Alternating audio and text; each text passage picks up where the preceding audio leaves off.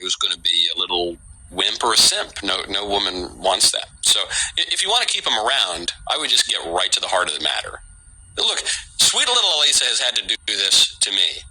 Not to quite the extreme that you're describing here with your boyfriend, but much shallower way, but it's still meaningful.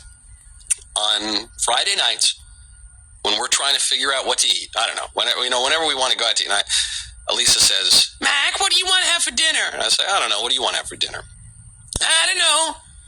We could do Italian, yeah. I don't know, we could do Indian, yeah. We could do, we could get sushi, yeah. What do you want? I don't know, what do you want? What do you want? I don't know, what do you want? Mac, you're the man, make a decision. Head of household, Genesis chapter 3. Man up. That's the answer. Chapter 3, by God. I say, oh, sorry, girl. You know what? You're right. We're getting sushi. You're right. I got to act like a man. So I would tell him that. Or just dump him if you really don't like him at all. Next question. Hey there, Smoky Mike. This is Based Cigar Enjoyer. I had a theological question. The Bible frequently references God's wrath, and I was wondering how this should be understood, because wrath is a sin, of course. It's one of the 7 deadly sins, famously.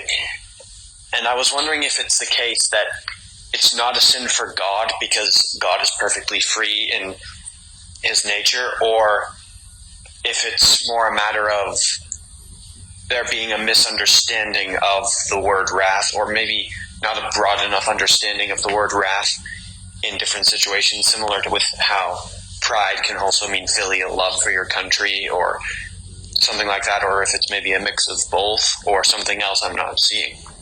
Thank you. It's not just because God is perfectly free, but I think more so because God is perfectly good. So wrath is excessive anger or passion or vengeance. So, but nothing is excessive for God because God is infinite.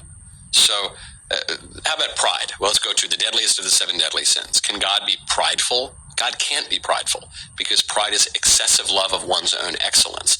But God is infinitely excellent, and God is omniscient. So it's not that he's ignorant of his own infinite excellence. He does know it. So is he prideful? No, he can't be prideful because he can't excessively love his own excellence because his excellence is infinite.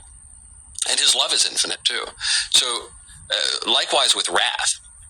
Wrath is a deadly sin for human beings because it is excessive and because it is vengeful, and vengeance belongs to the Lord. So for human beings, when we take vengeance into our own hands and when we fall into excess, that would be sinful.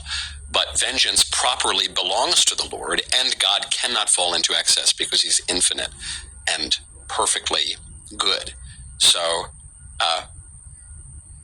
sin for us because these behaviors, this kind of anger that you're referring to with wrath is in our case conditioned by sin.